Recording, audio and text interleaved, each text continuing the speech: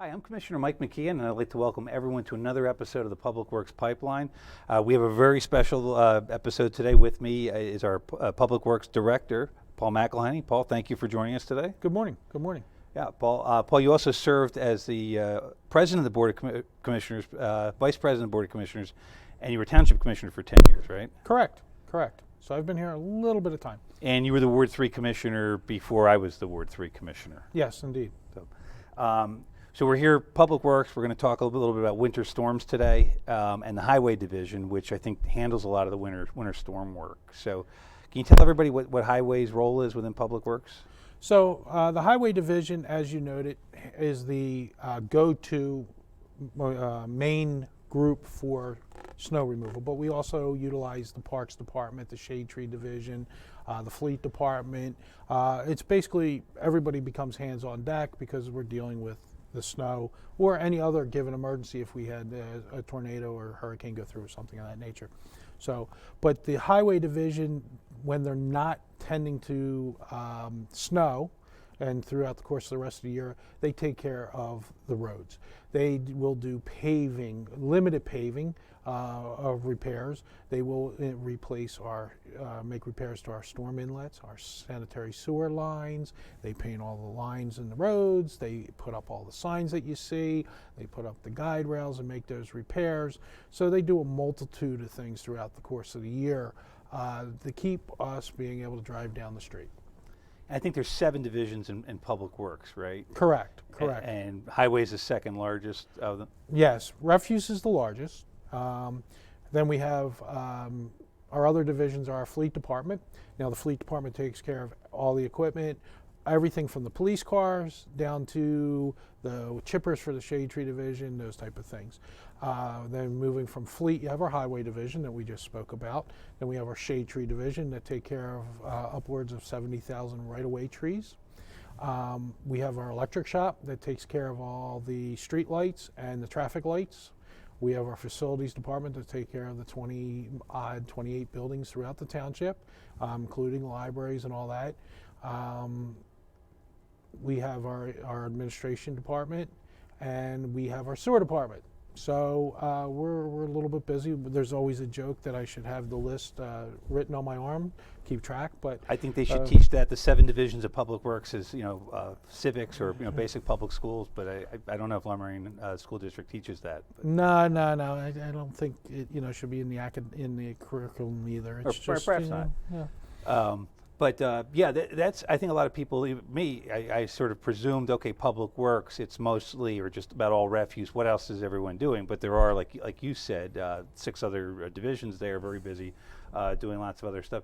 And then the Highway Division, there's a director who runs it, or is a supervisor? Well, what we do is I have a highway supervisor who handles the day-to-day operations along with crew leaders. He has 3 crew leaders that work under him.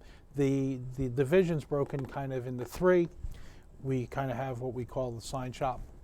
They handle all the signs, the line painting, but they also do the barricades for the police and the events and stuff like that. They do those special type things. Then we have what we call unofficially the heavy or construction, and they're the ones that go out and they'll fix that sewer main that breaks, or we'll go out and raise the risers in preparation for paving and fix the inlets. And then we have our paving crew, and that group they do the repairs where we may have done a sewer line, or you have a small section of road that doesn't quite fall into our paving program. They'll do that. They may do a couple block stretch. But they also do inlets and other repairs too. But it's broken into 3, but you have a supervisor and 3 crew leaders. And you mentioned Shade Tree before. The head of Shade Tree is an arborist, right? Correct. He is a certified arborist. Fully, all the certifications, you can't get, what do they say, you can't get any better or any higher. That's our arborist, Joe Marco. Because we'll get comments from residents who will say, what are you doing about the tree canopy in the township? You need to have an arborist. Public Works shouldn't be responsible for this. And I think they almost presume that it's a Public Works employee with no background in trees who's just No, what's interesting enough is that a lot of other communities may have different titles for people on advisory boards and so, because they don't have what we have. Right. Most of them are striving to get to the level that we have with having the certified arborist and having all the certifications that Joe has. Most are envious of what we do have. And to your point too, I've seen Joe, I know he's given presentations in other municipalities saying what Lower Merion does, where there are shade trees actually a model in a lot of ways. It is in many ways, and there's no question about Joe's abilities and Joe's knowledge whatsoever.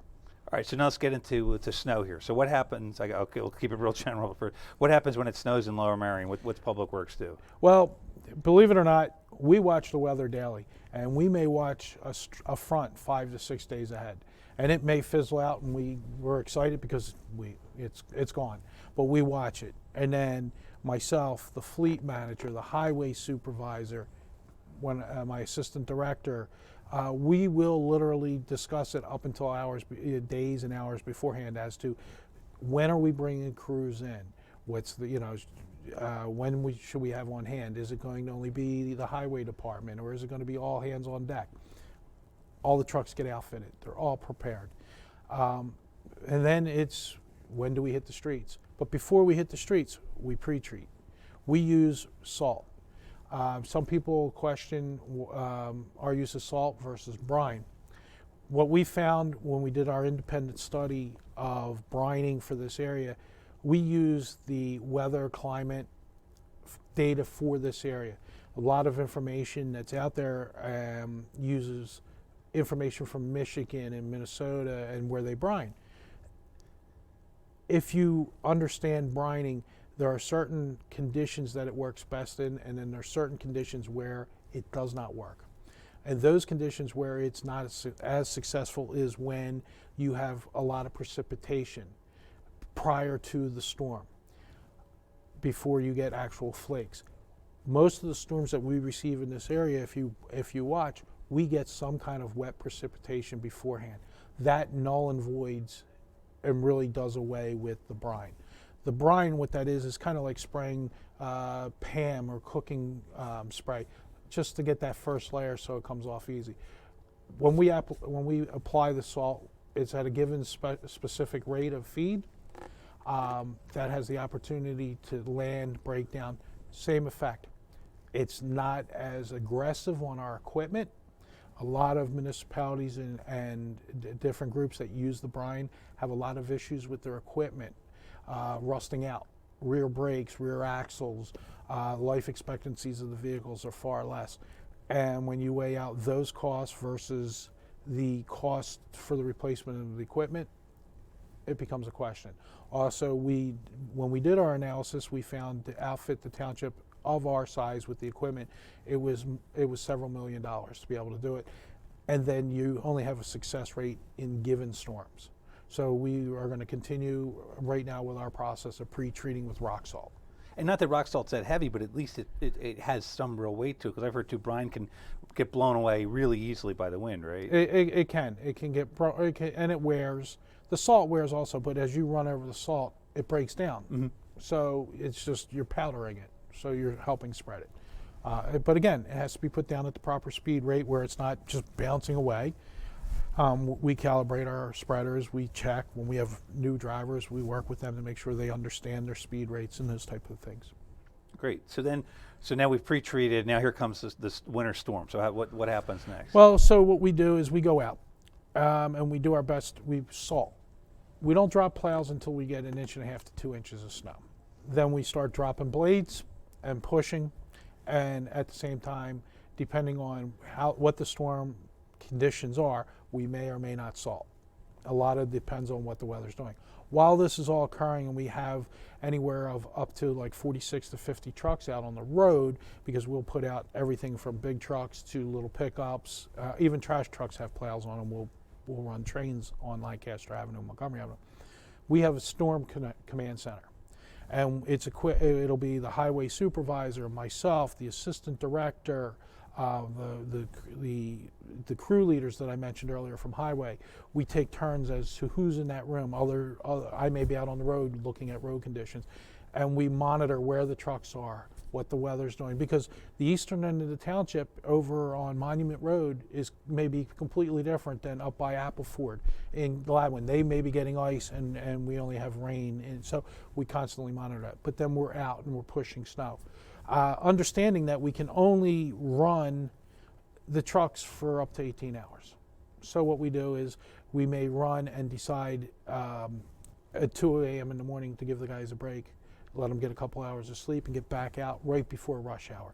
So there's a lot of planning into how we're doing things, when we're doing things.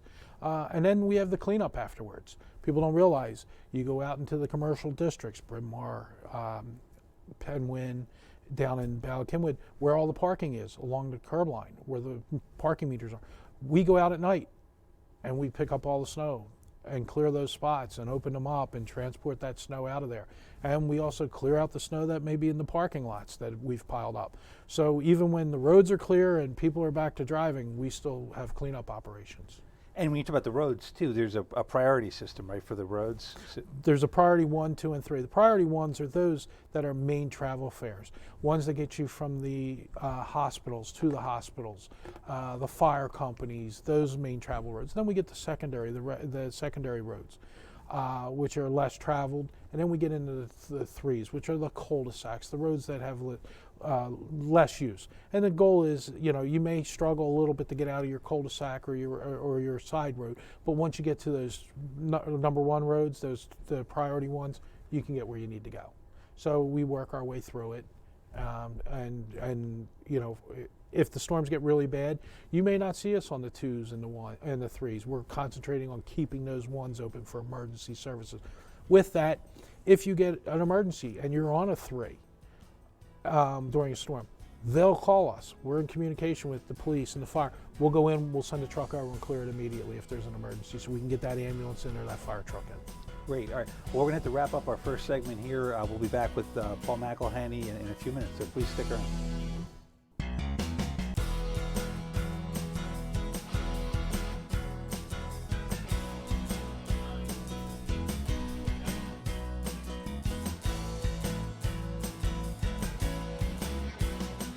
I'm Commissioner Mike McKeon. I'd like to welcome everyone back to the Public Works Pipeline. With me here is our guest, Paul McElhaney. We're here for sort of round 2 of our episode where we've been talking about highway and winter storms. So we left off, you were talking to us about how the township Public Works will accumulate a lot of snow, push it into these parking lots, clear everything out. But what else happens in there?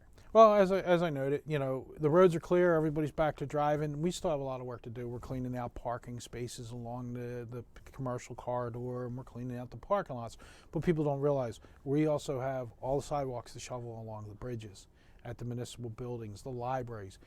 We shovel along the sidewalks in the front of the parks. Now it's divided up between Shade Tree Parks and the Parking Service Division. They come in. They're helping us out during this because of the multitude of sidewalks that we have to do. You'd be surprised. We have Doyle's Alley up in Bryn Mawr that people aren't even aware of, that runs from the parking lot out to Lancaster Avenue. All those things have to be cleaned up. So, as the public just gets about their day or lays their head down to go to bed for the night, we're still out, we're still cleaning up, we're still trying to get the world back to normal. And where's all this snow go? That's a good question. You don't have, there's not like a wand. Where you No, we don't magically make it disappear. Right. We'll take it down to our Kegel complex in Penn Valley. There's been times where we've had such an abundance of snow that we've had to put it at the roller rink over in Belmont Hills. We've had to put it at the Leafs compost site out at Waverly and Gladwin. It just depends on the storms or the number of storms and how much snow we do have.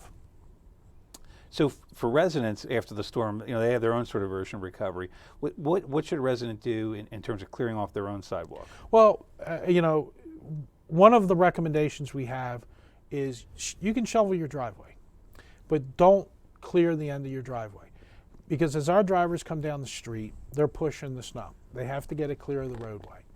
Your driveway, with the mouth of it open, has no resistance, so the snow will literally just come right off the plow and fill in that spot, as opposed to it dispersing itself as it goes along the curb line. So we always recommend not shoveling the end of your driveway, and we can't have the drivers go straight with the plows completely straight all the time, because where's that big pile going? We can only push so much snow. We also, it's illegal for you to have your driveway plowed and pushed into the street. Do not allow your driver to do that. We will call the police. It's not pleasant. It's not safe, right? It's not safe, and we get the roads clear, and then we have wet, icy spots again, stuff like that. And we have to go back to those areas when we could be concentrating on other areas. And then the residents have a responsibility to clear their sidewalks, 36 inches, within 24 hours after the snow stops. Do not throw it in the street. We've cleared the street. Throw it in a pile along the curb. Throw it into your lawn. I mean, I live in a corner property. I get buried by our own plows. They bury me literally, and it's where the school crosses. So I have a handicap ramp that I open up, and all the snow goes over my hedge into the yard. No exceptions for even the director, or even when I was commissioner. Right. It was, a pile of snow. So please don't throw it in the street. It becomes a safety hazard, a cleanup hazard, where we could be concentrating on other things. Yeah, and you mentioned too, you're shoveling out your own driveway. So as you know, I live on Conshohocken State Road, and for the first few years, it would start snowing, and I'd say, well, I want to get ahead of this thing. I don't want to have this big pile of snow. So I'd start kind of shoveling out my driveway, and this turns into, I guess, the definition of insanity, because I'm shoveling it out, then the plow comes in, and then it just pushes it back in again. And I didn't realize that if you just let it go and just shovel it out once the plows are done, you have one big job, as opposed to doing it 5 or 6 times where there's a substantial amount, because it's more is getting pushed into your driveway than should end up and there. it's getting compacted as it's getting pushed in, so it gets heavier and denser. And a little funny story. Last year, my son's now 17, and I get a phone call in the middle of the storm. I just cleaned the sidewalk, and the trucks went by and they buried me. You tell the drivers, sorry, just keep shoveling, and had to hang up on them. So. Yeah, well, I mean, it's tough, during a storm, people have to react, and you don't know the exact timing of things. But one thing you can do is, in anticipation of the storm, park your vehicle in a safe spot, right? Correct. If you have the ability to take your vehicle and get it off the street, please. If you have a driveway, please do so. If you're in a cul-de-sac, do not park in the cul-de-sac. Look at the size of those bulbs. We're trying to run trucks around in there. We're trying to find a place to put all that snow from the cul-de-sac. It makes it very hard on us if it's a driveway, a car, a driveway. There's nowhere to go with that snow. We have to be able to place the snow. If you have an alleyway that you can drive behind your home, like down in Penn Wynn and all, please put your car behind the house, because some of those roads are extremely small. We can barely fit a truck down there, let alone a truck with a plow. Help us help you by getting as much room to get the snow off the roadway. Yeah, that was something my wife said when she moved here. She's like, everyone has driveways, but like people don't really park in them. I said, well, it's then if there's 2 cars there and someone has to get out of the way for it. But yeah, you see a lot of cars on the streets and actually not many in the driveways. Yeah, and it's for a snowstorm. Please, right. Help us out. We'll get the roads cleared for you, get you back into traveling quicker. If we're not moving around cars and we have places to put the snow, it helps. It helps everybody. I'm going to call on the award-winning LMTV graphics department here. The number for the Public Works Highway Division is 610-726-7127, right? Yes. And you can also reach out to us through the Reported app. The benefit of getting the Reported app, if you send me an email, because I've got an issue with a pothole or some water runoff, I'm going to send it to that director because I need to go to the top. I read it. I'm going to assign it to whoever is responsible for that. But you send that pothole in through that Reported app. It's automatically. I get a copy of it, but it also goes to our highway division. It goes to the supervisor and the three crew leaders. It's immediately addressed, or they know immediately, and they can put it on the list and prioritize it. As opposed to, I get it, I have to forward it. I may be busy. I may be in meetings. I may be doing an interview such as this, and I won't see it for a day or half a day or whatever it may be. Quickest, fastest way is LM Reported app. Right, like if you see something that you need to get fixed, with a pothole or something like that, you email your commissioner, right? Then the commissioner goes and emails you, because I have no idea what to do with it, right? And then you have to go and get the people Yeah. actually do the work. Or you just go right to the reported app and cut away. That way, who wants to talk to me anyway? So you knock me out of the picture, and you get the work done more quickly. It gets addressed quicker. The only thing I would caution, because I see this a lot, if you have an electrical emergency where you see a power line down, or you smell gas, or there's a police emergency, call those folks. Don't use the reported app. We will get a reported app that says I smelled gas. It was reported on Sunday. We see it on Monday when we come in. That type of emergency should go immediately to PICO so they can disperse an emergency crew out immediately. So understand that we take care of potholes, bridge problems, those types, but emergencies such as a police emergency, gas, electric, report them to the proper utilities or authority. Yeah, I've actually had to tell people that like, you see a bank robbery in progress, some kind of a police emergency, it's not effective to tag me on Facebook about it. Sending me a text message isn't that helpful either.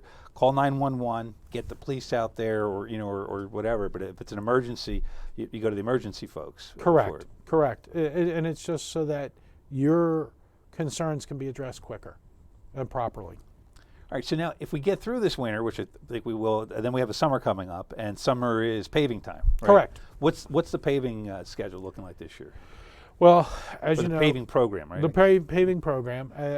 So as you know, we put in the CIP a given amount for our paving program. Unfortunately, last year we came in significantly higher because of the market. So what we are doing right now is staff, highway, myself, along with the right-of-way coordinator and all, we're putting together our proposed paving list. We do this by road priorities. So we look at, has the utility worked in those areas? Is the road full of utility cuts and all that? So we need restoration. But then we also have a road survey that's updated yearly that gives us the current conditions of the other roads. So if we have some that are very far down on the rating list that are very poor, we'll include them on the paving list. We're trying to get those done. But also, if we are working in a given area and PICO or Aqua are working there, and there's a couple little side streets that are in that immediate area that may not be the lowest scoring but have lower scores, we'll try to grab them also so we complete an area. But we are currently, the end of even earlier, the end of 2022, we were starting our work for the paving season where we rebuild inlets, the storm sewer inlets. We start to raise manholes, those type of things. That's already underway because we have a preliminary list. Looking at it, it's tough because we have some roads that are in really poor shape and we may have to move some around. So that's why we really don't release that list till March when we go out to bid, only because it moves so much. It really is hard. Then the commissioners get it, and then we look at it, and if we want to try to propose changes, remove, add something. Correct. And then the actual paving work usually begins around late July, right? Correct. So the commissioners, that's not the first time you guys are involved also. Throughout the course of the year, you guys call, ask us to look at roads, so it's an ongoing thing. You're part of that. So that's ongoing. It's just we give you the finalized list to make sure they might not see something different or whatever. Then we go from there. We put out the contract. We usually we have in the contract that they cannot start till after school closes because we don't want to be detours with the school buses as much as possible. So we usually start sometime late June, early July, and this year it ran into October because of the volume of roads we did. And we say we too, the contractors do a lot of work, They right? do, but we're involved also because Right. we're doing inspections of those roads. We may need to do repairs when they mill. We may need to do repairs underneath to the road surface. So staff's not relieved of their duties. Right.